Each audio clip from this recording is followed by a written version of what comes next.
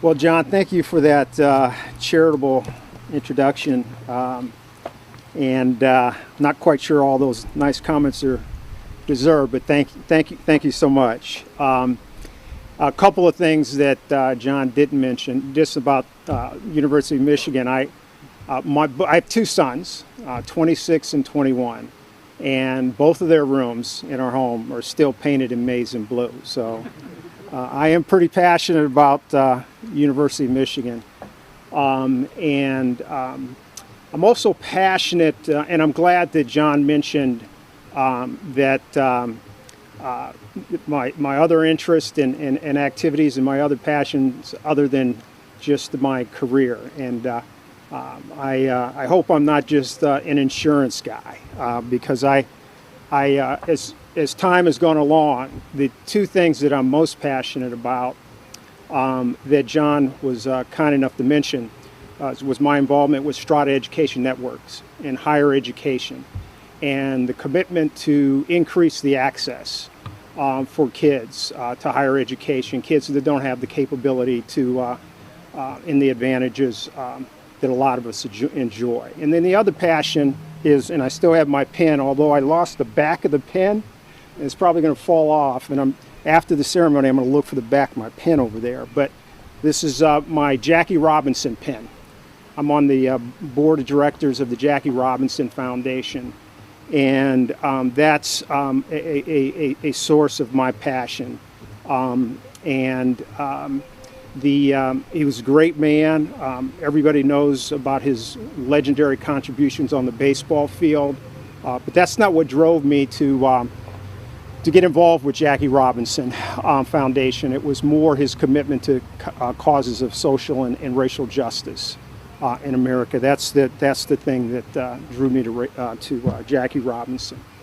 John didn't mention this because I know he didn't know it, and I don't think Roger knows it, but I'm a preacher's son. And so that's going to come in handy in a couple of things, but there's going to be a downside. It's going to come in handy because David asked me, make sure that you project, because we don't have a microphone. And as a preacher's son, I got an advantage on projection. I don't have too much trouble projecting. But the downside is that growing up, I listened to thousands, and I literally mean that, thousands of sermons and speeches from my father. And I learned that by definition, speeches, particularly speeches to recognize grand occasions like this, by definition, should last at least an hour. So brace yourself. Seriously, if Roger puts me on the clock, I'll start speaking really fast. My father once told me about one of his unfortunate experiences. In our church, it was tradition for my father to greet each member of the congregation after church each Sunday. And one Sunday, after giving what my father thought was one of his most inspiring sermons, and after receiving favorable comments from most members of the congregation, my dad greeted the last gentleman in line. And he asked the gentleman, he said, what did you think of my message today? And the member replied, well, to be honest with you, I thought you spoke too long. And my father was caught a little blindsided by that remark. But he said, well, sometimes I can get caught up in the Holy Spirit and I lose track of time. And my father thought the conversation was over, but to his surprise, the member was not finished. The member said, and that's not all. You also spoke too loud. And my father was really miffed at that point and really perplexed. But he wrote it off. He said that, sometimes I forget that we have pretty good acoustics here in the church, and I don't need to speak as loud. At this point, as I said, my father wanted to move on, but amazingly, the member was not done yet. And he put his hand on my dad's shoulder and he looked him in the eyes and he said, Reverend Newborn, I can accept that you spoke too long. And I can even expect you spoke too loud. But really, what gets at me is that you didn't say anything. And I can promise you I can promise you I won't talk too long, and I'll try not to speak too loud, but I can't guarantee I'll say anything. I agree that delivering a commencement address is a great responsibility, unless you're looking at my own graduations for guidance. Reflecting on those speeches helped me enormously in preparing for this commencement address for Michael and Ryan, because it turned out I can't remember a single word that was uttered at any one of my 3 commencement speeches. This liberating discovery enables me to proceed without fear that I may inadvertently steer you in the wrong direction. In all seriousness, the first thing I'd like to say is thank you. This is a special day for you, Michael and Ryan, and your families, and it's an extraordinary honor to be here with you today. Today we celebrate your significant achievement, and while you both worked hard to get here, plenty of other people helped along the way. So join me in showing appreciation for Team Michael and Team Ryan, your family, teachers, coaches, friends. This is their triumph as well.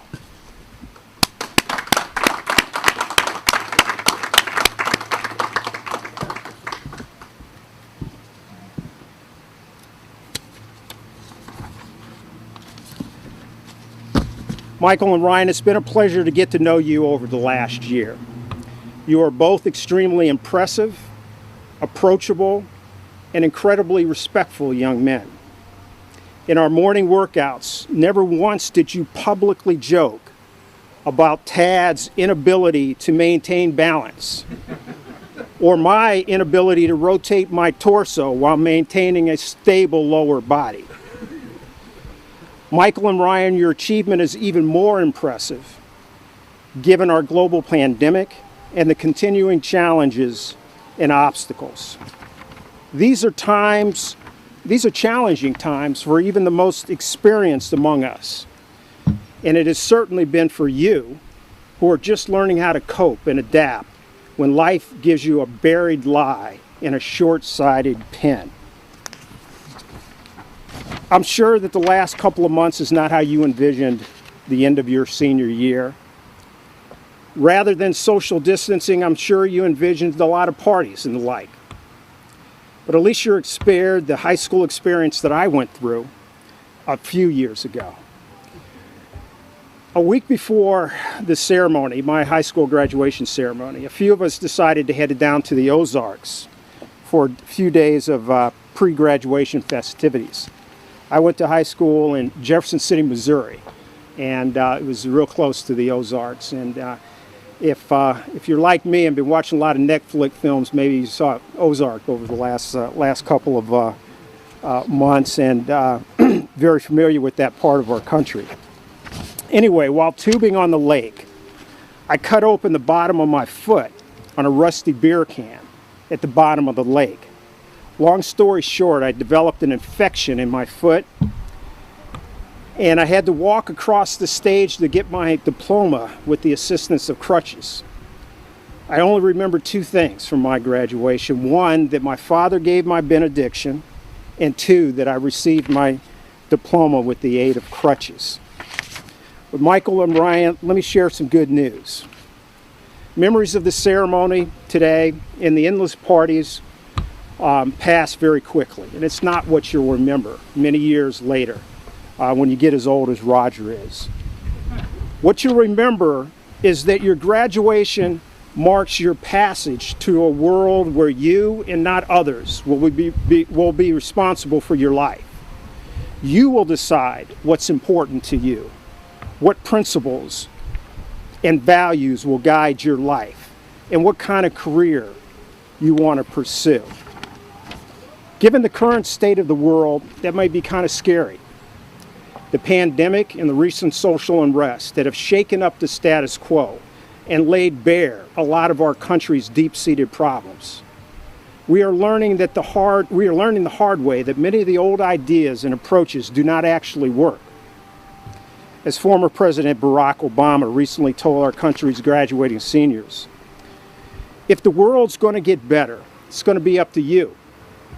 That realization may be kind of intimidating, but I hope it's also inspiring. With all the challenges this country faces right now, nobody can tell you that you're too young to understand, or that this is the way it's always been done.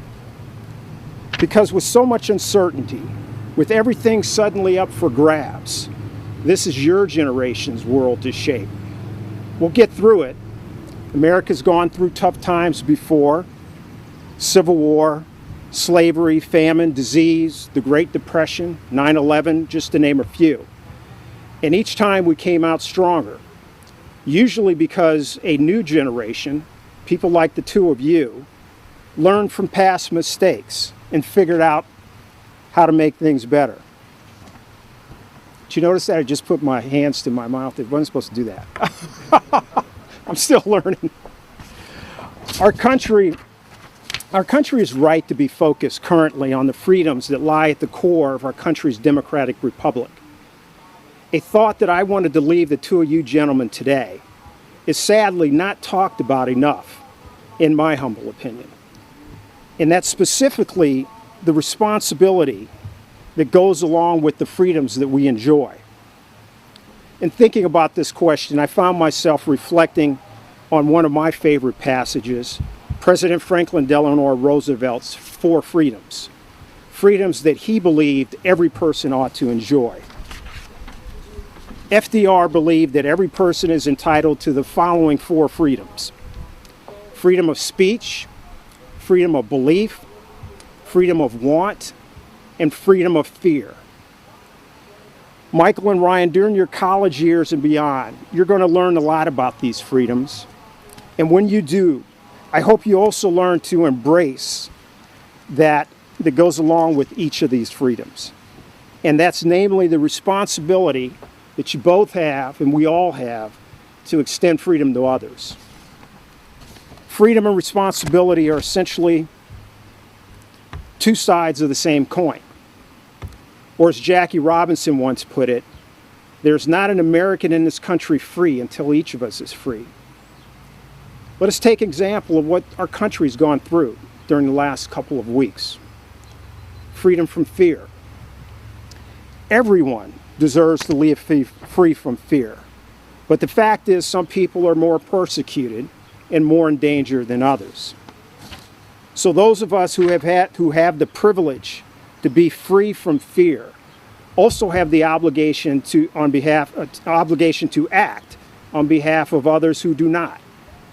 Because when our neighbor feels less vulnerable, our community becomes less vulnerable, and our democracy becomes stronger.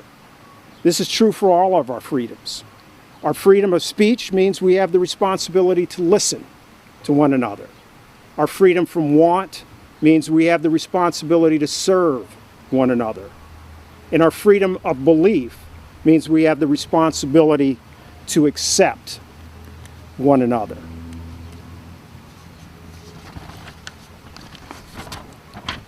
This last freedom and responsibility, the responsibility to accept one another with empathy, is more crucial than ever.